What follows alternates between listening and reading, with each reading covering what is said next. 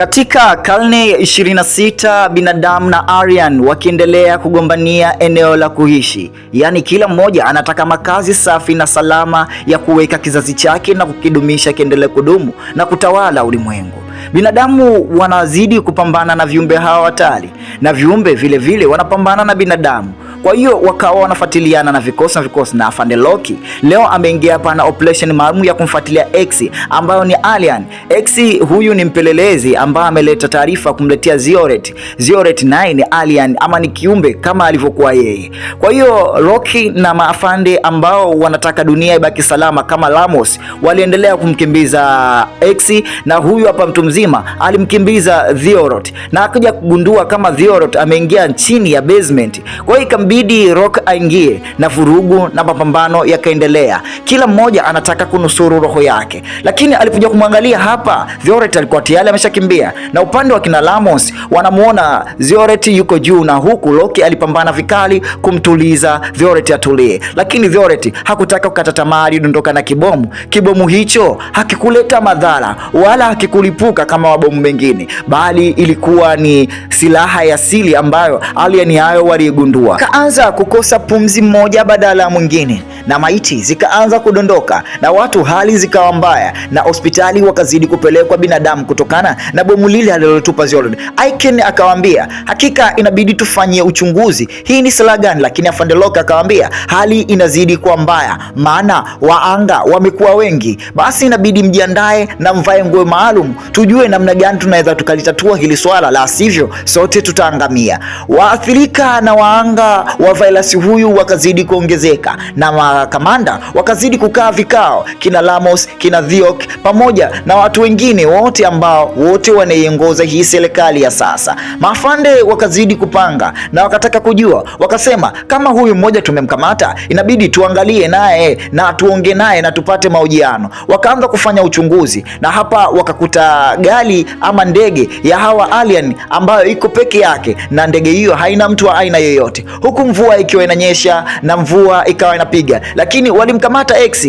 Na huyu hapa mtu mzima akataka kujua X kitu gani ambacho anakijua. Akamwambia tunataka kila kitu ambacho mmekipanga ama mpango ambao ulipeleka pale. Akamwambia jamani, siwezi nikawaambia Zioret nimemwambia kitu gani, lakini hii ni swala gumu na vile naweza nikawasaidia, lakini najua hamtaniacha salama. Huyu alien aliwapa mpango, lakini mpango wenyewe sio mpango sawa, na alien huyu X aliwadanganya hawa binadamu ili mradi wakienda huko wafe na mpango wao ubaki kuendelea kuwa hivyo. Basi walipopata lamani wakaangalia maeneo ambao huyu X amewaeleza, na ni kutoka ndani ya sayari hii ambao binadamu kwa sasa wameweka makazi yao na kushuka tena katika ulimwengu ambao binadamu wamekimbia. Lakini walipoangalia katika lamani ilisema hatutambui hilo eneo ambalo mmeambiwa. Kwa hiyo afande mkuu ama kamishna mkuu wa majeshi akawaambia hakika inabidi mjitose na mkaangalie dawa ya kutatua ugonjwa huo kwa binadamu, la sivyo dunia nzima ama kizazi kilichobakia kitaangamia. Maafande wakazidi kutiana moyo na maafande wakazidi kupeana shavu, kwa sababu mkuu naye akamwambia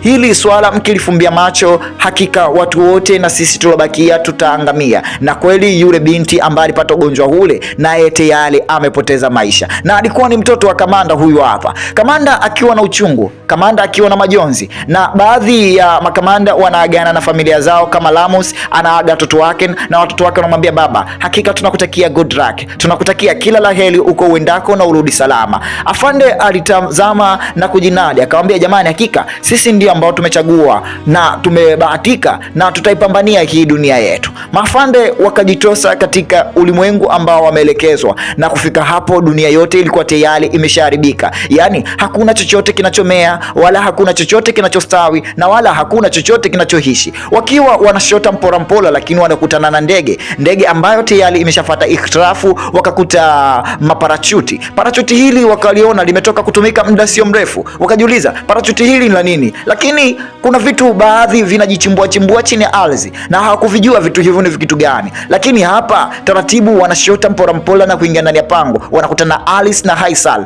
Alice na Haisal wako humu ndani wakiwa na farasi ambayo amebeba mizigo, na baada ya kuona kikundi kinaingia wakataka kukimbia, lakini maafande yao wakawatuliza na kutaka kujua hawa watu wametokea sayari gani, hawa watu wametoka katika dunia gani, na hapa wamekuja kufanya nini. Kipindi wanataka kuondoka na hawa watu, kuna wadudu design ya minyoo ama funza walitoka kwa wingi na kuanza kushambulia kikosi kile cha mapolisi ama kikosi kile cha maaskari ambao wamekuja. Na ndege hata ilipotamani kuondoka, minyoo ile iliongezeka kwa wingi na minyoo ile ikawa ina hatari kubwa na kusababisha umauti. Lakini hapo walitupa kifaa maalum ambacho kilizuia hawa minyoo wasiwaone, na waliingia katika chemba moja. Rock akachanganyikiwa na huyu jamaa alimkuta huko Alice, akamwambia hakika hiyo minyoo inafuata movement, unapo move tu wanahisi. Kwa hiyo ukisimama sehemu moja hiwezi. Kweli walifanya vile vile na kweli ule mnyoo kaondoka, lakini hapa Rock anaokamata mnyoo na kuuminya na kunyonga mpaka kufa. Na walitoka kidogo nje na wakaangalia namna gani wanaweza kupambana. Lamos amechanganyikiwa na baadhi ya maaskari ama viongozi nao wamedata, kwa kuwa hawajui namna gani wanaweza kupata tiba ya kwenda kutidia watu wao. Na hapa wamekutana na kisanga cha minyoo hawa hatari ambao dakika 2 tu wanakuondoa.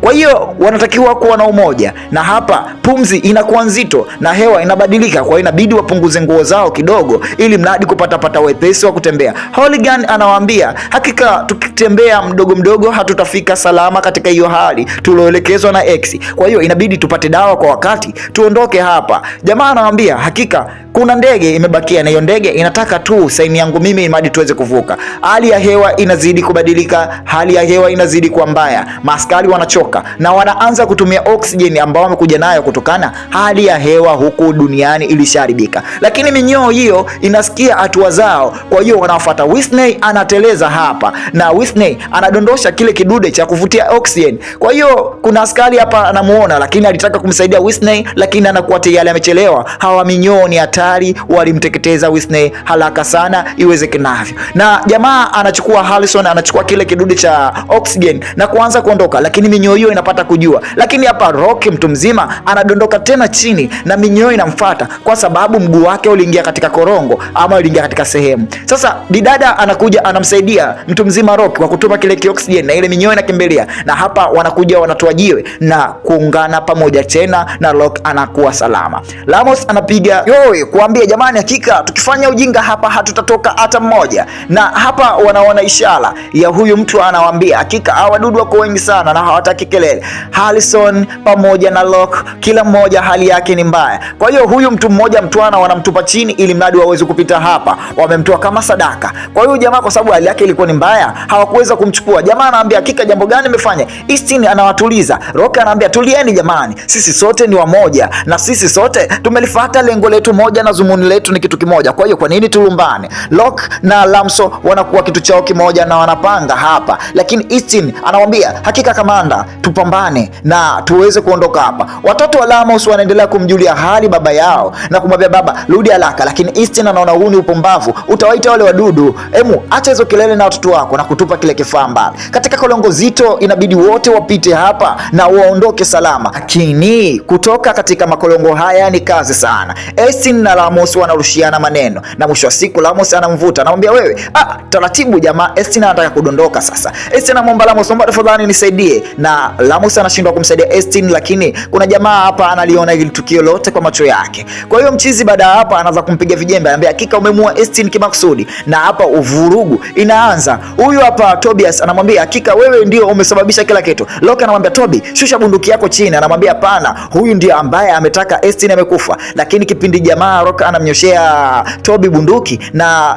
Rock ananyoshewa tena bunduki na Lamos anamwambia bwana, hakika nyinyi mkituua ama mkitutenga ni so mbaya, sisi tutaondoka pamoja. Na kweli jeshi likatengwa, akabakia mtu mzima Rock pamoja na Lamos pamoja na bidada, wakakawa kikundi kimoja. Yani maskari wametengana na wakawa vitu viwili tofauti, huku wanapambania ndege iwake ili mradi wapate kuondoka, na wale kule wanapambania kufuata ndege nyingine na wawashe waweze kuondoka. kila mmoja anapambania maisha, na wakajua kama X amewadanganya, X amewaleta katika kifo. Rock anamwambia hakika hakuna kitachoharibika na kila kitu kitakaa salama. Ramos anamwaga vikembe ambavyo aligewa kama zawadi na watoto wake, na katika kembe zote alibakisha kembe moja yenye rangi nyeupe. Akasema hii inaashiria amani, sikumuua Austin kimakusudi, bali nilimuua ama alikufa Austin kibahati mbaya. Ramos anabeba mzigo wa lawama. Upande huku hawa watu wote wanapapatua imadi waweze kuondoka, na huku kelele zikawa nyingi. Anaambia bwana, sikiliza mwanangu, usisumbue, inabidi utupeleke moja kwa moja tukapate hiyo dawa, na ikishindikana kupata hiyo dawa basi tujue namna gani tunafanya. Lakini mchizi ana akili yake, lakini hewa ikazidi kuwa kali, na hapa wakapata vile vidude vya oxygen kidogo waongeze nguvu. Mchizi hapa anachukua oxygen tobas imadi aongeze nguvu, na huyu mchizi anapata kukimbia ama kuondoka. Lakini hawa wadudu minyoo wenye sumu kali, hawa wadudu ambao hawana maana, hawana mbele, Tobias anasababishwa hatari na Tobias anakufa. Na ile ndege hata ilipoondoka basi ilirudi tena chini na haikuweza tena kupaa. Basi anajikuta Rock anamtoa tena dada ili mradi aondoke na mchizi kubaki mule ndani ya ndege. Hapa anatia saini, na wadudu waliposikia alama ya ile kelele ikabidi waondoke, na huyu mchizi alipotaka kutoroka akauawa. Na alipouawa na hawa wadudu wakakimbia kwa wingi na wakamteketeza askari huyo. Rock ikabidi ajifiche kwa sababu hawa wadudu minyoo walikuwa na hatari, hawa wadudu walikuwa na shida. Jua lilipoanza kutoka tu na mchizi akawasha mashine yake na kusambaratisha hawa wadudu wote, na yeye kujisambaratisha, kwa sababu hii dunia hatakiwi tena kuja mtu mwingine kwa sababu ni dunia hatari. Rock na bibie wanafanikiwa kutoka katika ulimwengu ule na kuwa wamebaki salama. Oya wanangwe, kwa movie tamu kama hizi ni hapa Tam TV Recap Max, na mimi DJ wako mitamboni Febash. Chao, tukutane wakati mwingine.